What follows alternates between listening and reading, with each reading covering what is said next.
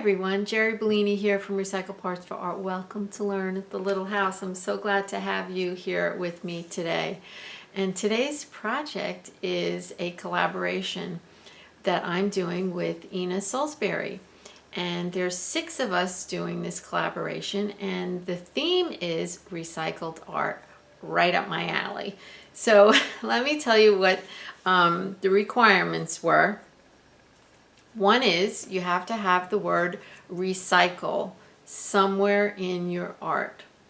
It can be obvious, it can be not so obvious, but it has to be there. Another one is you have to use all recycled elements, so no store-bought elements. Or if you use any, it would have to be very, very minimal. You have to have some kind of a movable part on your project. And that was all the requirements that she made.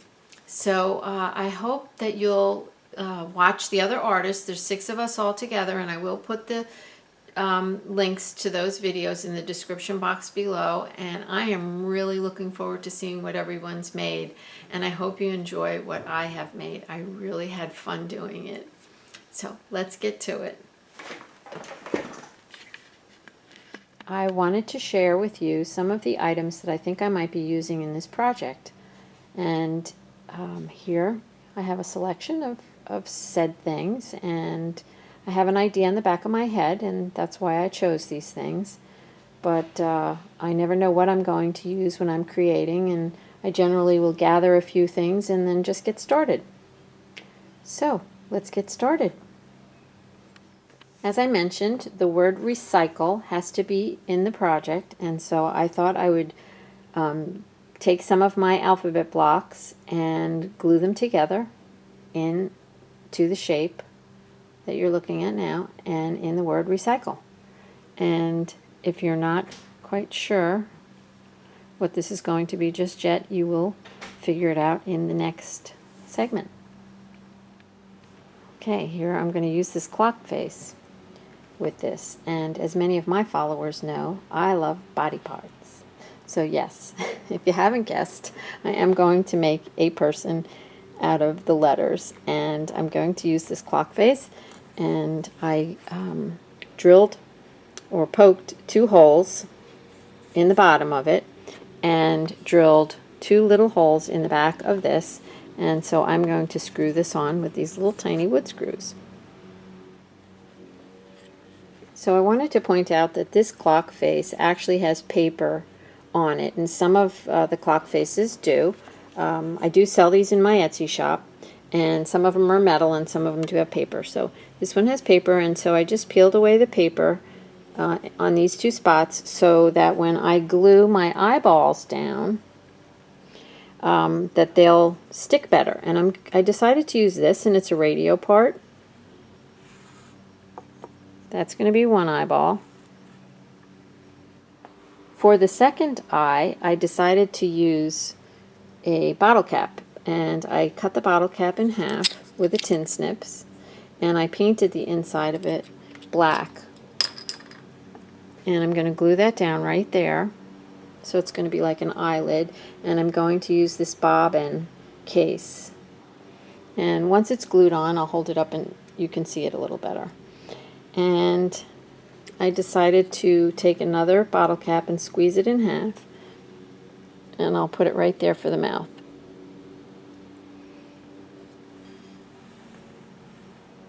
A little hard for you to see at this moment, but once I glue it down, you'll be able to see. So here's the bobbin case, and this little center thing is like a little bit below the rim, and I'm not so sure about being able to glue this down, and so sometimes you have to think things through so when you're doing this kind of assemblage art. So I'm going to use this little disc that I had, and I put some glue on there, and I'm gluing that down so that I'll have a broader surface when I glue this eye to the clock. And also I just wanted to let you know that I'm using E6000, and it's kind of a smelly glue, so if you do use this, make sure you have the window open next to you. Everything is glued in place on the face. I'm very happy with her. I decided to put this little bobbin edge off to the side to make it look like an eyelash, and I really like her so far. All right, now I'm dealing with the feet, and these are some of the supplies that I pulled for the feet, and I did decide what to use. And I'm holding the camera in my hand, so I'm just going to do this one-handed. I wanted to use these sewing attachments. I've been collecting these for quite a few years and have tons of them. So I'm going to use it as a foot, but I needed a little something something back here. So I have these corks. So I cut 2 corks down, and I'm going to use two different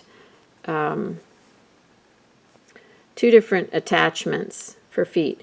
And I'm not going to stop there. I'm going to build a little bit of a leg, and I'm going to use, this is one of those things that's in a cake decorating kit, and I've been collecting these too. Yeah.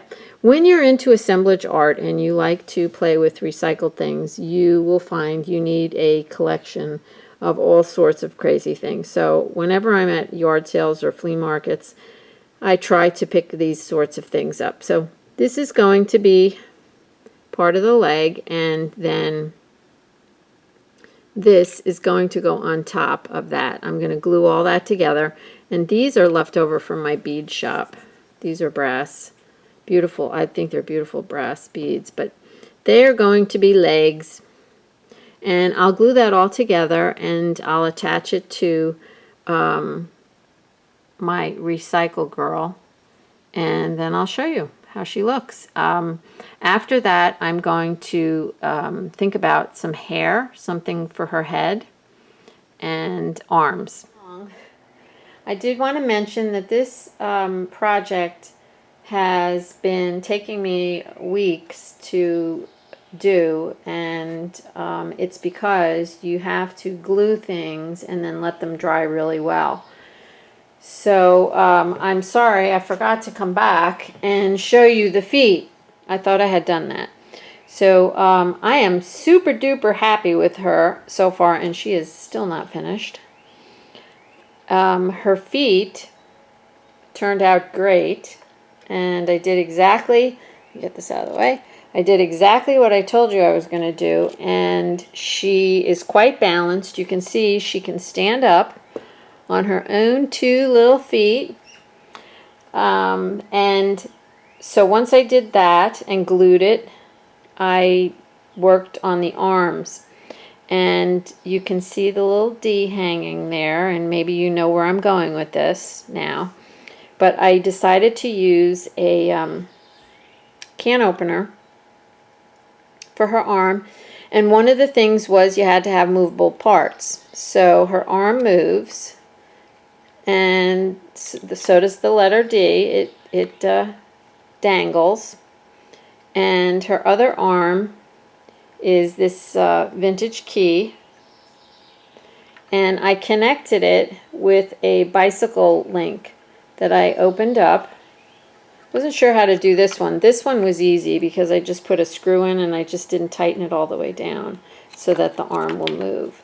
But this one was a little bit of a trick because it had such a big space there. I didn't want it to fall off. But this is working wonderfully. So it's a little one bicycle link that I screwed in. You can see the screw back there. And then pushed it up so I can actually, if I need to take it off or replace it for some reason, I can just pull it down. And I can take this key off. And it dangles. Yeah, I love it.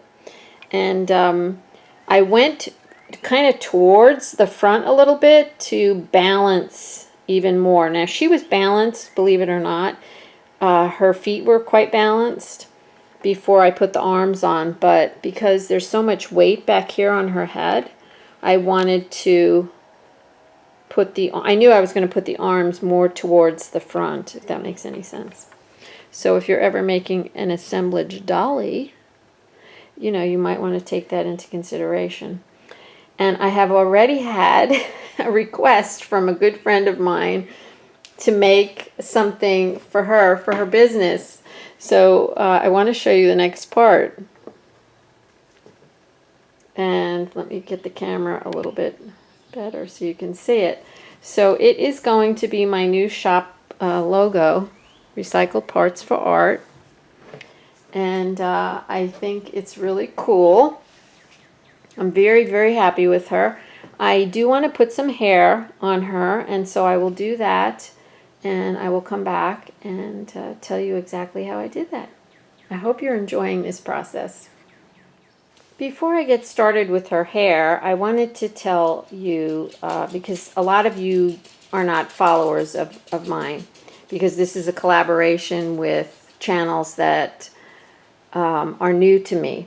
And so you're probably new to me if you're watching this video. I am an Etsy seller, and I sell, in particular, we specialize in vintage books. And so I knew I wanted to have some sort of book text involved in this project. And so I just wanted to share that with you before I show you what I'm about to do for her hair. My thought was to make her hair out of book text. And so this is kind of where I'm at. I'm just getting started. I've made all sorts of pieces that I'm experimenting with, and I will be attempting to, likely glue them onto her in different ways. I don't know. I haven't decided yet. So I'm just going to play with it, and I wish I could record the whole thing, but it would just take way too long. So I hope that by me explaining to you my thought process and showing you at different intervals during the project that you'll get a sense of what I'm doing. All right, here we are. Dolly is done, and I decided to keep her name Dolly. My friend Monica had mentioned, I was showing her my project as I was going along, and she started calling her Dolly. So she's Dolly. I can't call her anything else. Anyway, I really enjoyed making her. I apologize for the last clip. I was a little bit off frame, but I think you got the general idea of what I was doing. So her hair, I really wanted her to be finished, and I did use book text, as you can see, and I also used pieces of book covers and pieces of book spines. I'll bring that closer so you can see. I save everything, and if you go to my Etsy shop, you'll see that we sell all different pieces, parts and pieces from the books, so that you too can create some interesting assemblage art and art journaling, etc. So that's what's in her hair. Here she is, a nice close view of her hair. And let me show you the back. So what I decided to do for the back was I made myself a round disc out of some junk mail, and then I covered it with book text, and I had that laying down on my table, and I decorated that. So I glued all the hair onto that piece of cardboard. This way I could keep auditioning it, and when I was happy with it, I just glued it down. Just glued it down, and I used a very thick tacky glue. And you might notice she's wearing earrings, and of course, I don't like things to be the same, so she's got clip-on earrings. See, the old-fashioned clip-on earrings. I save jewelry. I have a lot of broken jewelry. I love the way she turned out. One other thing I did want to mention, when I put her hair on and her earrings on, it did make her, I'll set her down so you can get a good look at her. It did make her want to start to lean backwards a little bit. She was perfectly fine on a flat surface, but my husband says, if like a breeze blows by, she's going to fall over. So I decided to put this metal disc on the bottom, and don't ask me what it is, but they're in my Etsy shop too. One last thing before I say goodbye, I would like to remind you to watch the other participants' videos, and I will have all the links in the description box below. So thank you so much for joining me, and I hope you enjoyed seeing my process. And I hope you'll give, assemblage art a try. It's really a lot of fun. And I want to thank you, Ina, for inviting me to participate in this collaboration. I really, really enjoyed it, and I never would have created Dolly if you hadn't invited me to do that. So I hope everyone has a blessed day full of love and recycled art, and I would love it if you would subscribe to my channel. I do a lot of recycled art projects and shop updates. I am a business, so I will talk about, from time to time, I will talk about the things that I have in my shop. So again, thank you so much for watching. Till next time, bye.